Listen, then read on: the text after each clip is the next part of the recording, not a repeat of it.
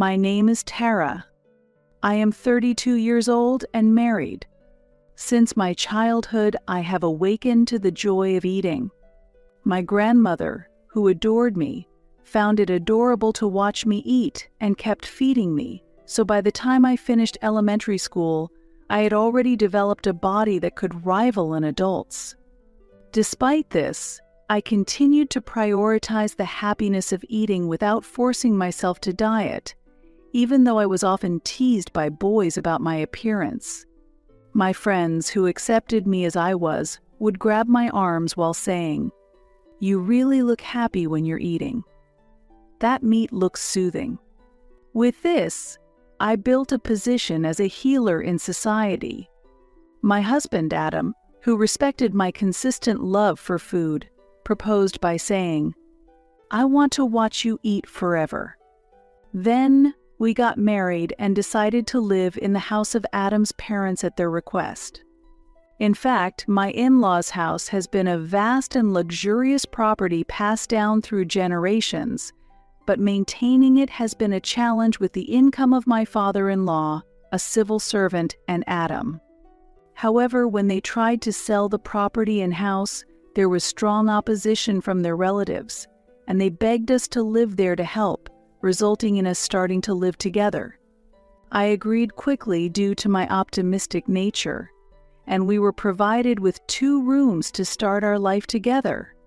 Allie, Adam's sister, also lives in the same house, and she works as a designer with outstanding style and beauty. Honestly, it was surprising how little she resembled Adam. Since their mother is slim, Adam probably resembles his plump father. However, she doesn't seem to like me much when I first greeted her. She bluntly said, "You two are quite alike. I'm not fond of people who lack self-control." Used to such prejudice, I responded, "I do practice self-control. It's just the kind that doesn't involve holding back from eating what I want." To this, while my in-laws could barely contain their laughter, she did not smile and strongly retorted, "Don't you think you are bothering others?" "It's truly unpleasant," I replied again. "That may narrow my perspective a bit. I'm sorry for that, but I see it as training for glaucoma." Adam laughed heartily at my response, but Allie remained expressionless and quickly returned to her room. Since we started living together, I often have seconds during meals, but Allie usually eats very little and leaves quickly. When I asked Allie, "Why don't you eat? Your mother's cooking is wonderful, isn't it?" Allie glanced at me and angrily replied, "Because I gained body fat when I measured yesterday. Don't say unnecessary things. That's why I dislike people who are overweight. You really lack consideration." She then stormed off, and even though her mother shouted Allie, apologized, she ignored her and went back to her room. Her mother apologized to me, looking sorry, saying, "I'm sorry, she used to love eating too," and when I happily continued eating and said, "Your cooking is really delicious," it's a shame her mother was pleased. I always believe that food brings happiness to people. In this communal living, I have a good relationship with my parents-in-law and Adam, and especially enjoy the delicious home-cooked meals by my mother-in-law. My father-in-law would say, "You really eat well. It makes me hungry too," and we enjoy drinking together in the evenings, sourcing local delicacies and going out to nice restaurants, building a very good family relationship, except for Allie. She always cautions us during meals, saying, "I can't handle such high-calorie food. I don't understand eating late at night. Hold back a little." When invited to eat together, she refuses, saying, "It's embarrassing to be with someone who is overweight." I casually brush it off with, "Well, if that's how it is, then it can't be helped," and when the family and I go out, upon returning, she starts angrily, "Why would you go out dressed like that? Unbelievable." I joke and laugh, saying, "Oops." I got scolded again, and Allie returns to her room angrily. The family can't help but burst into laughter, as if watching a comedy. It seems she doesn't find it funny that I enjoy a sense of unity with the family, regardless of what I say. Ali then began to criticize from a different perspective, saying, "Really, what is the point if the daughter-in-law doesn't cook? Dad and Mom spoil you too much." Since I could work from home, when we moved in, I was able to use a room for work, and we had agreed that I would pay rent in exchange for my mother-in-law handling the household chores. When I told this to Ali, she pressed me, saying, "You say you're working, but you're just touching the computer all day long in your room. You're probably just playing. What kind of work are you doing? Tell me." When I couldn't answer clearly, she concluded, "See, my family and your brother are the same. They won't tell me specifically. You're definitely not doing any real work." There were special reasons I couldn't tell her, but I couldn't discuss them. As a result, she completely believed I was a NEET. Despite my nature of not being swayed by others' opinions, I ignored Ali's words when she called me a lazy NEET wife, thinking, if that's what she wants to think, I'm fine with it. However, I could never have imagined the turn of events that occurred about a year after we started living together. Ali announced that she was getting married. Her fiancé was a graduate of a prestigious private university and an elite working at a major publishing house. She said she fell in love with him at first sight during a collaborative work project. "See, I am different from you," Ali declared proudly, and I sincerely congratulated her, saying, "That's wonderful." At the family introduction, I couldn't meet him in person due to an important work commitment, but the photo Adam brought back showed a very handsome young man, and they made a stunningly beautiful couple. I had a feeling I had seen him somewhere before but couldn't quite recall, and soon it was the day of Ali's wedding. That day, I went to the wedding venue with Adam and my parents-in-law. The venue was decorated luxuriously, just like Ali, reminiscent of a celebrity's wedding featured in magazines. I was excited about the food and headed to the family table, but strangely, I couldn't find my seat. My husband and parents-in-law helped me look for my place card, but it was nowhere to be found. Even after rechecking the seating chart on the invitation, my name was clearly listed. I stopped a staff member and asked, "Excuse me, but I can't find my seat," and they quickly contacted the manager, who replied, "We were informed by the bride that the person for that seat would not be attending." Shocked, I rushed to the bride's room and asked the bride, dressed in her wedding gown, "Ali, I can't find my seat." Ali turned around reluctantly and said, "Today is my day to be the center of attention. I don't want people I don't wish for here. If you want to participate, pay $10,000. My husband and his parents, who were there, could not hide their shock and collectively condemned her words, saying, "Ali, why would you say that? Quickly prepare her seat. Think before you speak." Following this, Ali hysterically screamed, "Enough, enough, really enough. Dad, Mom, brother, you all spoil your sister-in-law too much." While standing up, she pointed at me and yelled, "What is this? Caring for someone as fat and ugly as an animal? It's really disgusting." At that moment, a man in a tuxedo entered the room, his expression one of surprise at Ali's behavior. He seemed to be the groom. Unaware that he had entered the room, Ali continued, "I hate women who are like pigs. There's no place for a neat parasite like you here. Go home now." At that moment, the groom caught a glimpse of my face and exclaimed, "Ah." His complexion turned pale rapidly. He rushed over to Ali, shouting, "Wait, wait. Ali, what are you doing?" as he grabbed her arm and covered her mouth. Ali retorted, "Let me speak. Don't touch my face.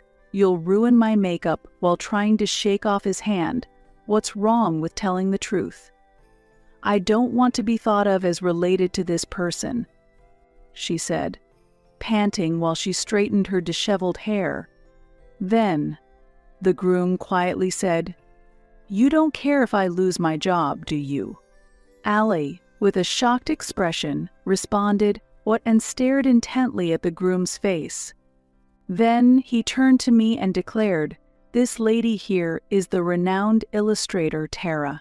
She's a significant figure at our company." He shouted assertively, ran towards me, and loudly apologized. "My wife has made an inexcusable mistake."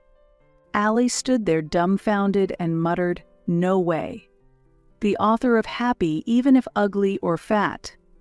The groom urged her, "Exactly. Apologize now, my job is on the line." Ali still couldn't accept reality and murmured to herself, "No, say it's not true. An illustrator has lots of assistants, right?" Impatient, the groom responded, "These days most of the work is done on computers, so we don't need a lot of staff. Now apologize," he demanded sternly while tapping the floor. Ali, still unwilling to accept the truth, looked desperately at her husband and parents. "This is a lie, right? Just someone who looks like her, right? You didn't know either, right, brother?" Adam shook his head and firmly stated, "It's true. You talk too much, so we were asked to keep it a secret. She said she was fine, even if you called her a neat." As Adam spoke, his parents quietly nodded, and Ali muttered with a pale face, "I was the only one who didn't know." The groom pressed her, "Just apologize," but Ali bit her lower lip and stubbornly shook her head, "No, because it's true that she's fat. I haven't done anything wrong." Then the groom approached Ali, held the back of her head firmly, and shouted, "What nonsense are you spouting? Apologize." Now, as he demanded, her father approached and revealed, "Ali, apologize right now. It was Tara who settled your debts." Hearing this, the groom, Steve, was surprised and asked him, "Debt?" He then began to explain, "It's embarrassing to admit, but my daughter blamed me for her ugliness and demanded money for cosmetic surgery." Ali interrupted him loudly, shouting, "Be quiet. That's not relevant right now." Steve, hearing this for the first time, pressed Ali, "Cosmetic surgery? Ali, is that true? I wasn't aware of this." Ali, distorting her face, said, "It's a lie, all lies." "Dad, what are you saying?" "Steve, don't take it seriously," but her father shook his head. "I knew you hadn't told him. You should have known before the wedding." "I'm sorry for hiding this," he apologized to Steve. He continued, however, "I now regret providing the funds for the surgery. Tara has made me realize that," he said, expressing his gratitude towards me. Hearing this, my mother-in-law hesitated before stepping forward. "I regret not stopping it, but I couldn't bear to see you ridiculed by others. Steve, I sincerely apologize. Please forgive us for keeping quiet," she said, tears welling up in her eyes. Steve, apologized to by the parents, showed confusion but responded generously, "Don't apologize so much. Nowadays, cosmetic surgery is common and changing a little bit." However, Ali stubbornly insisted, "I didn't do any of that." "Steve, don't believe them." "Mom, why would you say that?" continuing to deny everything strongly. At that moment, I showed Steve photos of Ali from her childhood and her middle and high school years. I felt it was better to make the facts public than to keep hiding them, for her own good and that of her parents. It was against my principles to allow my parents-in-law to be blamed for dishonesty. The images captured a woman whose appearance was significantly different from before, looking gloomy. "Incredible. Is this Ali?" he exclaimed in shock. "Where did you get these?" Ali attempted to snatch my smartphone, angrily swinging her hand. As I dodged her, Steve pointed out, "The fact you're so upset confirms it's true."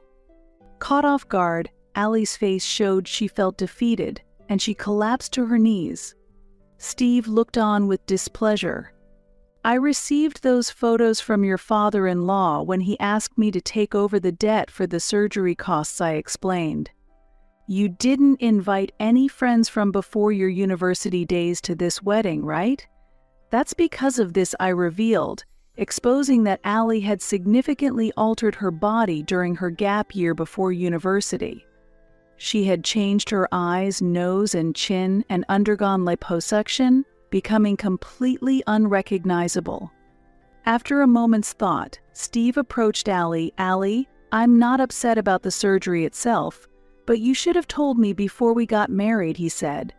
And despite Allie's apology, his anger did not subside. "The wedding today is canceled."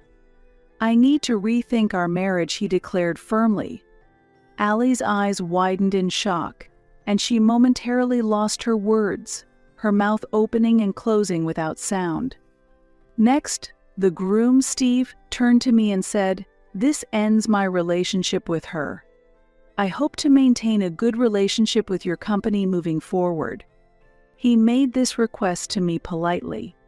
Confused, I responded, "To hear it said like that, it's as if the cancellation of the marriage is my fault." Steve was clear in his response. "No, I did not expect such disrespect from her. I am disappointed in that." "So, it is not your fault," he assured me. At that moment, Allie began to cry heavily, saying, "That story. Happy even if ugly or fat. I loved it in high school. I always thought I couldn't be happy unless I was beautiful." And then she burst into loud sobs. Her aggressiveness towards me likely stemmed from jealousy because I was comfortably doing what she could not. She believed her actions were justified, thinking that beautiful people should always be happy, and those who are not should be proven miserable by others' harsh words. Afterward, the wedding was canceled, and Allie quit her job and secluded herself in her room. Who was it that had been despising me as a NEET? She no longer came down to the kitchen, and when food was brought to her, she would quietly say, "I don't need it," refusing to eat at all. Occasionally, I noticed the contents of the refrigerator diminishing, indicating she was eating something, but no one in the family ever saw her leave her room. Adam and his parents were very worried. Unable to bear it any longer, I began drawing a comic book based on her. The story was about a woman who was ridiculed for her looks from a young age, underwent cosmetic surgery, and grasped happiness. The protagonist says, "No matter what you look like, the person who finds happiness wins," ending the story with a smile. Though drawn comically, I hoped it would reach her, and I printed it and left it in her room. A few days later, while I was working during the day, she knocked and entered my room. I saw her for the first time in 3 months. She was gaunt. Her complexion worsened by a lack of sunlight, and her former brilliance had faded. She handed me my manuscript and pointed to the pre-surgery character in the comic book, saying, "I don't really look this awful." I couldn't help but laugh at her comment and lightly chided, "Don't be so picky."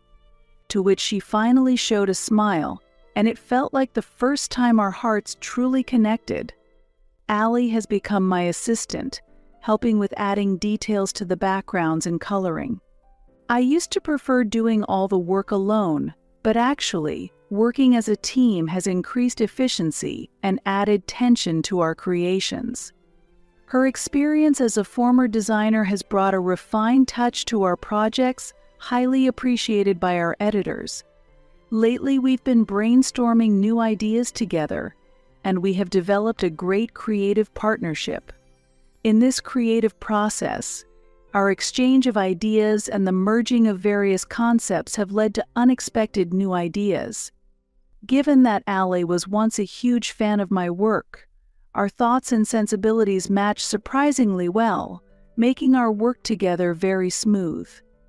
In our free time, we also refresh ourselves by attending yoga classes or working out at a local gym. These activities help maintain our health and enhance our creative energy. She always confidently advises me, "Sis, you might want to lose a bit more weight," and her words are always encouraging. I retorted, "Being heavier is more like me, but lately, I have been seriously considering the impact of my weight on my health, especially since I've started feeling physical discomfort like knee pain. I've tried the diet methods she suggested and am making an effort to be more health conscious.